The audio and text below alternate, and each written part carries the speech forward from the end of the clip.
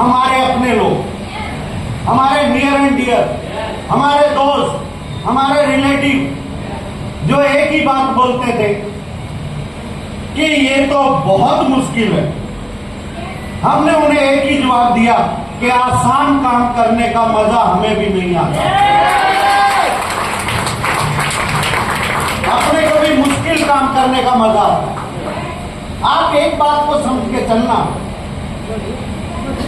आज वैदिक परिवार आपको 5 साल से नजर आ रहा होगा, लेकिन ये 5 साल से नहीं बल्कि पिछले 22 साल से इसका मिशन हमने चालू किया। 22 साल पहले हमने ये सोच लिया था कि हमने अपने इन्वायरमेंट के लिए, अपने लोगों के लिए, उनकी जिंदगियों के लिए कुछ करना है और उसी के लिए हमने कुछ प्रोडक्ट बनाने चालू किए। ये कोई एक दिन के अंदर बनाया हुआ प्रोडक्ट नहीं है। बहुत सारे लोग बोलते हैं वैदिक क्या है? वैदिक एक वो खजाना है जो किस्मत वालों को मिलता है, जो किस्मत वालों को मिलता है। ऐसा इसलिए मैं बोल रहा हूं क्योंकि इसके पीछे एक बहुत बड़ी मेहनत है, इसके पीछे एक बहुत बड़ा मिशन है, इसके पीछे बहुत बड़ा कारण है इसे करने का। आज अगर नेटवर्क इंडस्ट्री की बात करूं, मैं करीबन 25 साल से इस इंडस्ट्री में हूं और मैं एक सिंपल जॉब में था। मैं हॉर्टिकल्चर से हूं बेसिकली, और हॉर्टिकल्चर के बाद मैं गवर्नमेंट जॉब ढूंढता रहा कि कोई जॉब मिल जाए तो अपन लोग भी कहीं बाबू बन के बैठ जाएंगे। लेकिन लकली किस्मत अच्छी थी मेरी, मुझे नौकरी नहीं मिली, नहीं तो आज तक मैं बाबू ही रहता। बहुत अच्छी किस्मत थी। आज जो बच्चे ये सोच रहे हैं ना मुझे जॉब नहीं मिली, you are the lucky one, क्योंकि भगवान ने आपको कुछ और करने के लिए बनाया। और हमें जब जॉब नहीं मिली थोड़ी फ्रस्ट्रेशन तो आती है कि मिली नहीं, लेकिन फिर हम प्राइवेट जॉब में गए, 8 साल वहां काम किया, लेकिन उसके बाद हमें नेटवर्क इंडस्ट्री मिली। और जब नेटवर्क इंडस्ट्री मिली, बाय गॉड दुनिया बदल गई, दुनिया। आज ये नेटवर्क इंडस्ट्री क्या है ये भी आपको बताएंगे मुकेश जी कि नेटवर्क इंडस्ट्री क्या है। बहुत सारे लोग इसको क्या सोच रहे हैं कि वैदिक एक कंपनी है और प्रोडक्ट ये बेचती है, कुछ लोगों को पैसा, शायद ऐसा सोच रहे होंगे, लेकिन ऐसा नहीं है।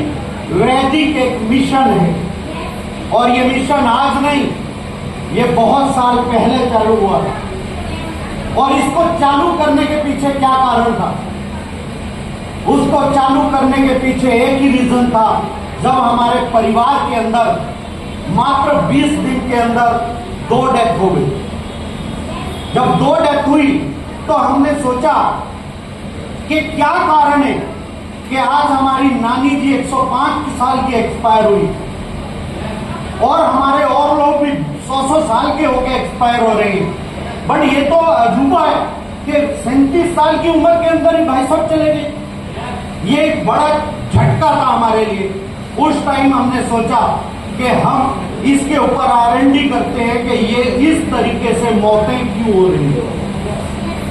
और उस चीज को आज से 22 साल से हम लोग लगे हुए हैं और एक ही निष्कर्ष के ऊपर पहुंचे हैं कि इस दुनिया के अंदर लोगों को दवाई नहीं चाहिए, इन्हें एक अच्छा भोजन चाहिए जो आज नहीं मिल रहा। आज पोल्यूटेड हो चुका है, पानी पोल्यूटेड हो चुकी है वायुमंडल, और पोल्यूशन इतना ज्यादा हो गया है। आपके ये जो आपकी एरिया है ये तो फर्टिलाइजर मतलब फर्टाइल लैंड है बहुत। यहाँ पे बहुत अच्छी खेती होती है, गन्ने की होती है, आलू की होती है, सब्जियों की होती है, और धान और गेहूं तो बहुत अच्छी होती है। लेकिन आपने कभी देखा है कि इन क्रॉप्स को करने के लिए हमें कितनी मेहनत करनी पड़ रही है आज की डेट में? पहले क्या करते थे हम लोग? गोबर का खाद इस्तेमाल किया करते थे, लेकिन आज की डेट में हम लोग फर्टिलाइजर यूज कर रहे हैं, DAP यूज कर रहे हैं। आज की डेट में हम लोग पेस्टिसाइड यूज कर रहे हैं, और ऐसे ऐसे पेस्टिसाइड कि अगर कोई आदमी उसको हल्का सा जीभ से भी लगा ले तो उसकी मौत हो सकती है। और उसका असर करीबन 60 दिन का असर रहता है एक प्लांट के ऊपर।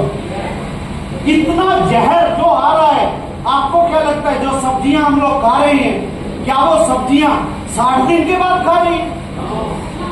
शायद नहीं।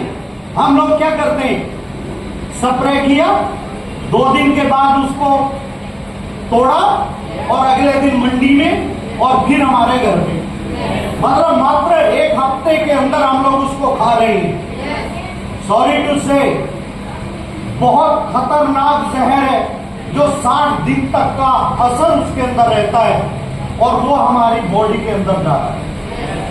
आज हमारे जो ऑर्गन्स से वो डैमेज होते जा रहे हैं। क्यों? क्योंकि जितने भी हमारी बॉडी के पार्ट्स हैं, ऑर्गन्स बोलते हैं इसे, चाहे वो लीवर है, किडनी है या कुछ भी है, वो डैमेज क्यों हो रहे हैं? क्योंकि वो टिश्यू से बनते हैं और टिश्यू बनते हैं सेल से, और सेल्स किससे बनता है? खुराक से, दवाई से तो नहीं बनता है ना। जब भी आप किसी डॉक्टर के यहाँ जाते हैं, जब भी कोई प्रॉब्लम आती है तो डॉक्टर एक ही बात बोलता है, हरी सब्जियां खाओ, फ्रूट खाओ, सैलेड खाओ, यही बोलता है ना। और ये बोलता है ये दवाई सिर्फ 3 दिन खाओ, वो हमेशा खाने के लिए तो नहीं बोलता है ना।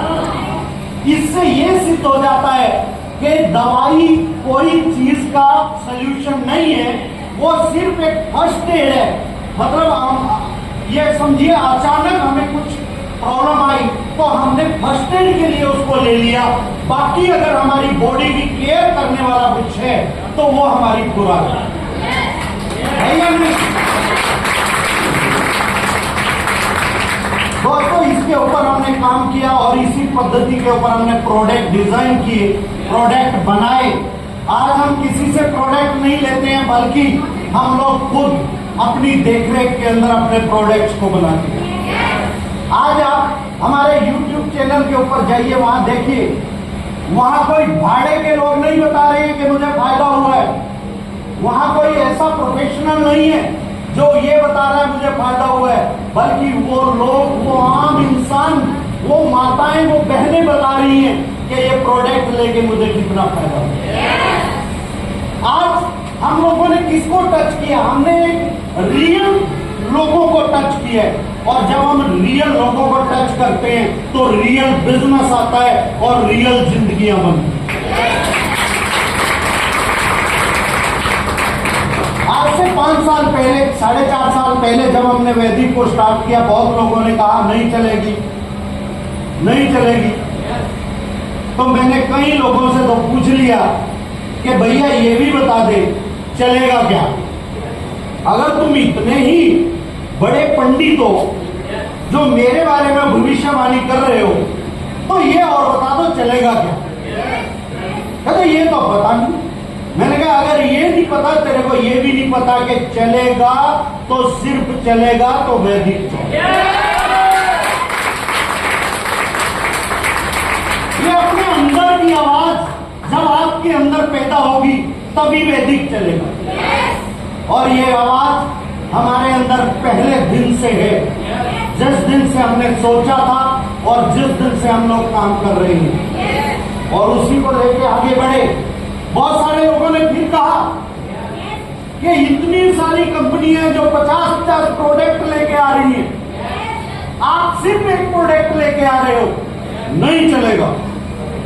और जिस टाइम 1 साल के बाद वो हमें मिले, वही बोलने लगे चल गया।